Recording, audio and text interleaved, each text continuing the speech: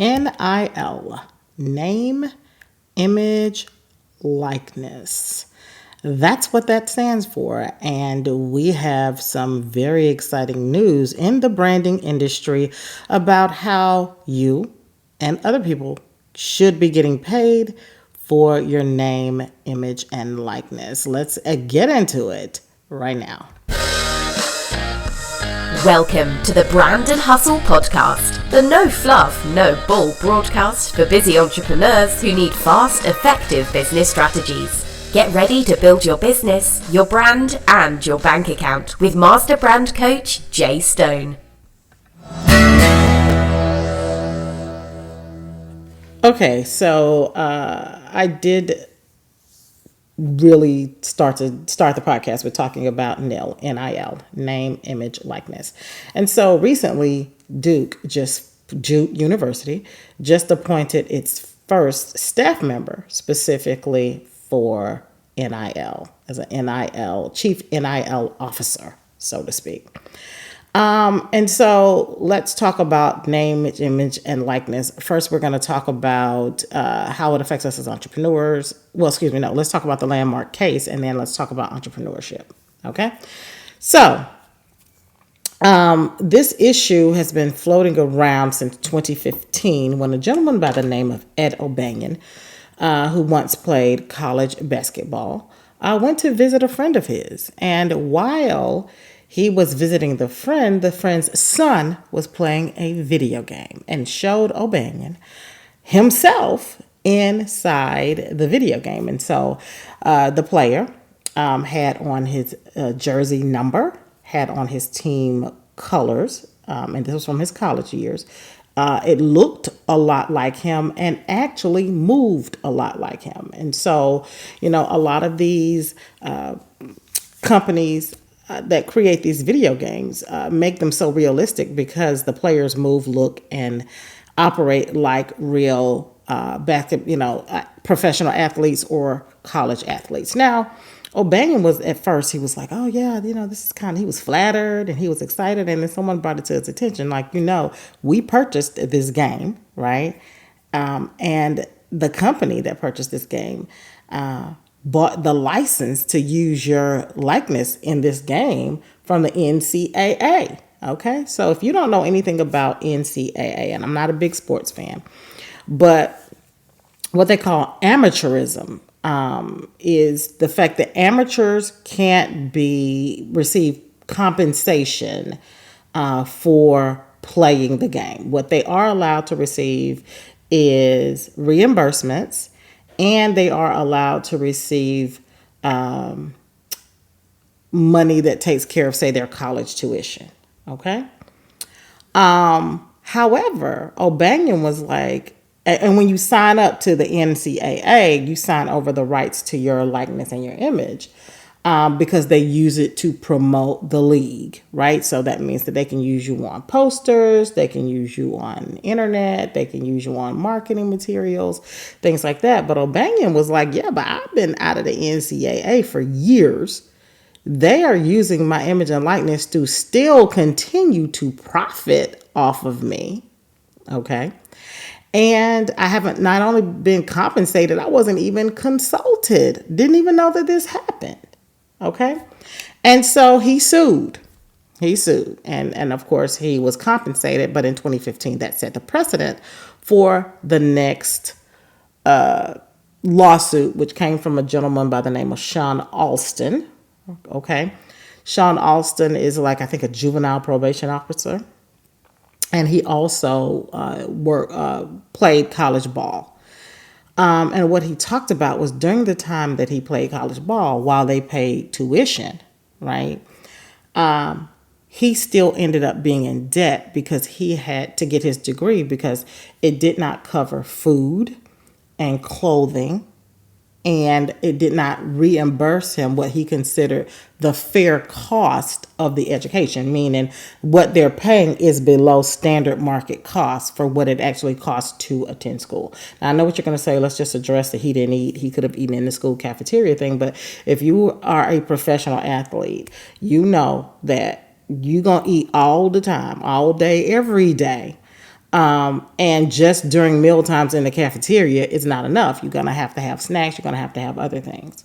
So here are some other things that I want you to consider on this name, image, and likeness compensation factor.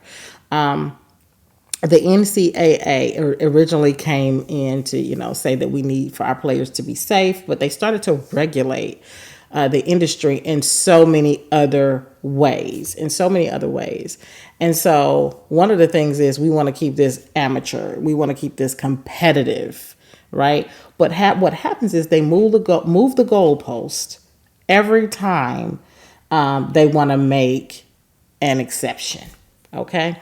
And so the fact that they can't take money, so a lot of these athletes technically, how do they get money for other things that they may need? So they technically have a job. And what has happened is under the table boosters pretend to pay them for a job that they never show up for or rarely show up for, but they still get paid for. And that's kind of been how people have been illegally skirting the system. That's how they've been skirting the system. Okay.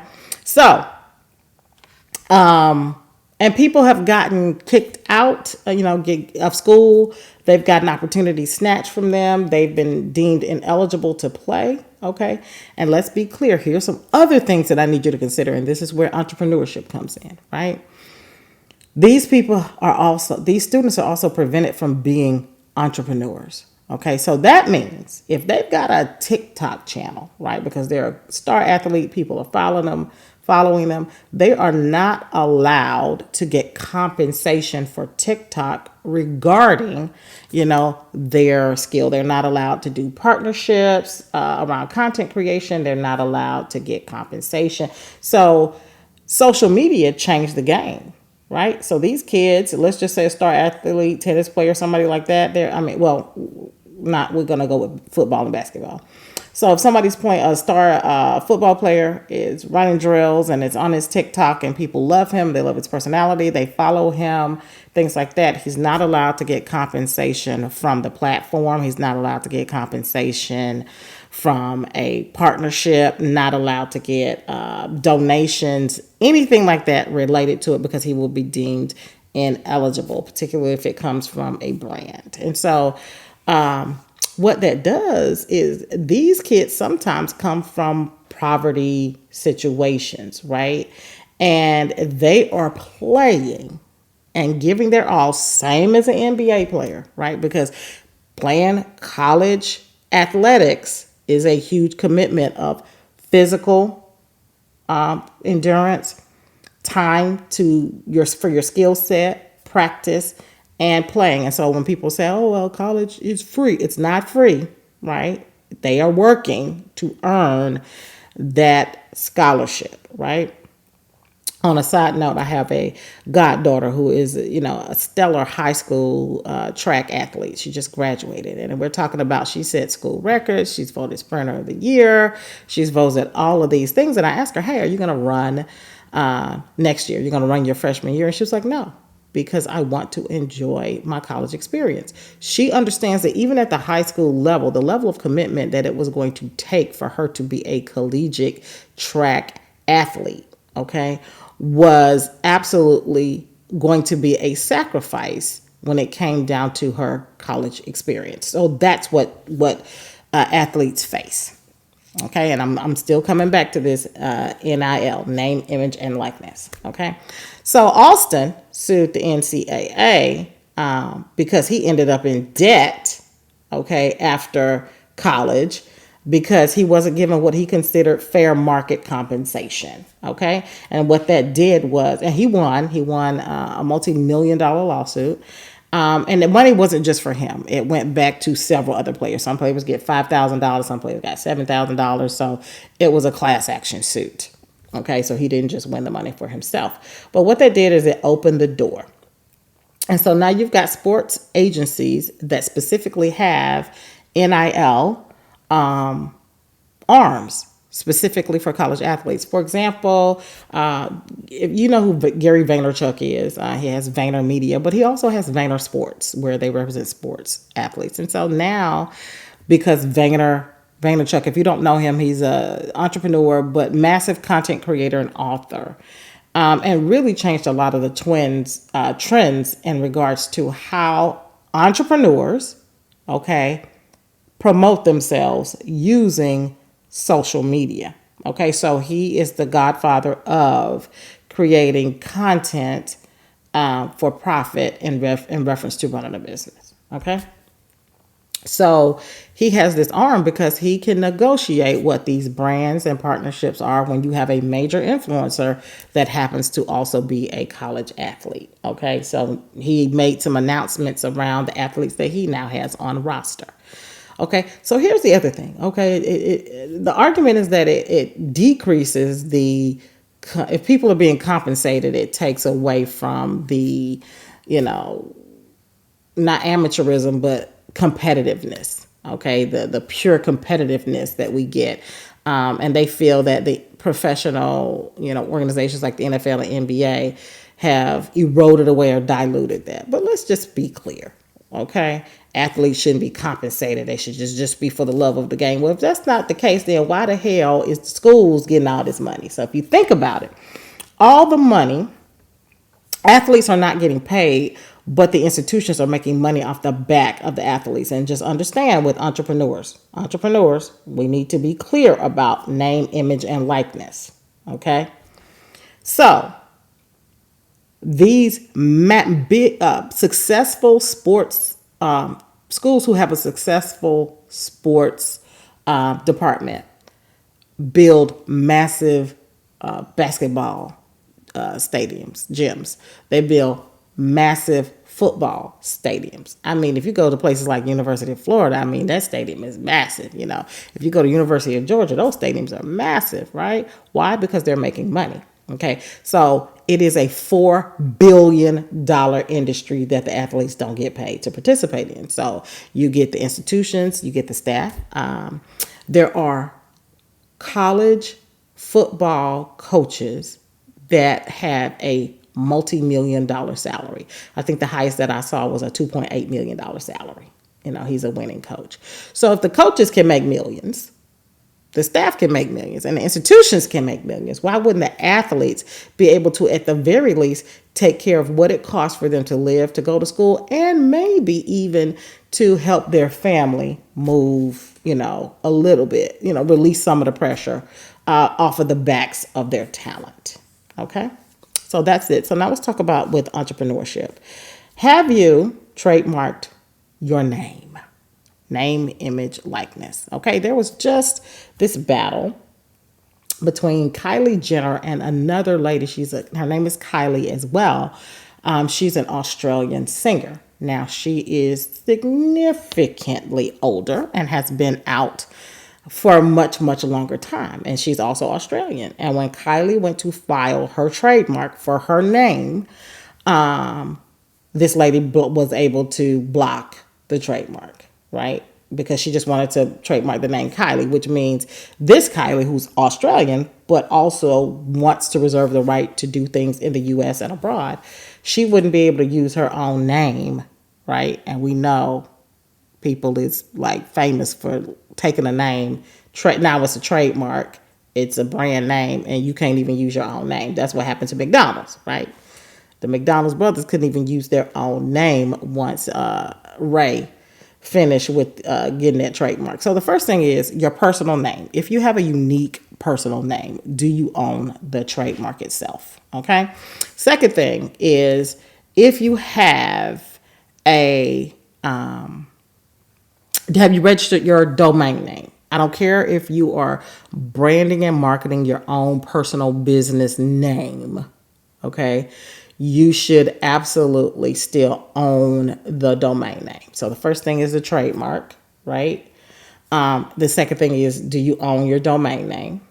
Okay. And then, of course, around trademarks, it could be your first name. It could be if you've got a unique first name. It could be the spelling of the name, right? You might want to look at a trademark attorney. For example, Gary Vaynerchuk. He's got a unique name. Vayner Media, Vayner this, Vaynerchuk. It's not one of them names you're going to see everywhere. It will make sense for him to do a trademark. Let's talk about the likeness. If you are in industries such as the beauty industry, okay, your likeness could be valuable, especially if you put your name on the face of a product line. And even if service-based businesses, I'll give you an example, lynda.com. Lynda.com, which is purchased by LinkedIn, so it's now called LinkedIn Learning. But lynda.com was like a learning platform similar to Udemy, where you could go, or Udemy, I don't know which one it is, but you could go in and take classes. And the face was this little caricature of a Lynda person, okay? Lynda's a real person. That means the likeness is trademarkable. So think Wendy's, okay? So if you've created a line of products, okay, physical products or digital products, and your likeness is affiliated with a certain quality of the product or a certain experience of the product, then your likeness can be used. I have a friend of mine, and they created a line of barrettes, Gabby Bows, okay? And so the likeness of Gabby, is on the packaging. It doesn't matter if it's a photograph. It doesn't matter if it's illustrated. The likeness, okay? For a lot of you guys who are coming out with things like planners, right? And you go and get somebody to illustrate a picture of your kid to be on the cover of the planner or cover of books and things like that. That likeness needs to be protected so people don't just take it and use it. And so this brings me to some other things that you have to look at in terms of artwork, right? We've talked about name, image, likeness. Okay, image is the actual photograph of you. Likeness is like the video game. Okay. Let's talk about your own artwork, and then I'm gonna wrap this up because it's a whole lot longer than I had anticipated for this to be. Licensing artwork. Okay. So you cannot just go on the internet, download artwork, and throw it on the cover of your books. You can't just grab artwork and use it. Even when you purchase the artwork, there's a level of licensing that you should be looking at. Okay. And so there is the limited licensing where it says, okay, the standard purchase here, if it's anything under, say, 500,000 copies, this covers however you want to use it, right? But there's an extended license, particularly if you're trying to do products, right? Where if you're doing over 500,000 products, there is a much higher fee that you have to pay to have licenses for the artwork. So make sure when you are purchasing artwork, okay, that you are actually purchasing the proper license to go with your usage of the artwork. If you are hiring someone, okay, to do the artwork, just understand the artist owns the artwork, and that's photos, that's illustrations, drawing, paintings. The artists own the artwork, okay? And so what you have to do is to get the artist to write a release saying, you have it, you can use it indefinitely for as much as you want, for as long as you want. Some artists are wise to this, and they'll say, no, we'll give you a limited release. But I personally only hire artists that give me a full release. And that is part of the contract negotiation before I hire them. I need a full release because you just don't know how shit might blow up, right? Your planner might blow up. Your photos might blow up. You might be, and you got to have that release. So for your brand photos, make sure the photographer gives you a release so you can be featured in the media. Okay, you can do a billboard. You can do whatever to put your photo on a t-shirt. Okay, make sure that any illustrator also gives you a release on that. I would not hire them unless we get the full release. And you can kind of Google full release, or you can talk to an intellectual property attorney regarding, they can draw a standard agreement for you to have if you hire a lot of these artists and things like that. And so it is really, really important that you have full licensing for things, for name, image, and likeness for yourself, for anything that you use with your business or your brand, right? Or for anything that you purchase, okay? Anything that you purchase. Okay, hopefully this was helpful. Hopefully you found it kind of interesting about what's happening in the sports world. Let me know your thoughts. I look forward to chatting with you guys on the flip side. Don't worry, there are more episodes of Brand and Hustle on the way. But if you can't wait to learn more badass business strategies, head on over to jaistone.com. That's JAISTONE.com. We'll see you next time.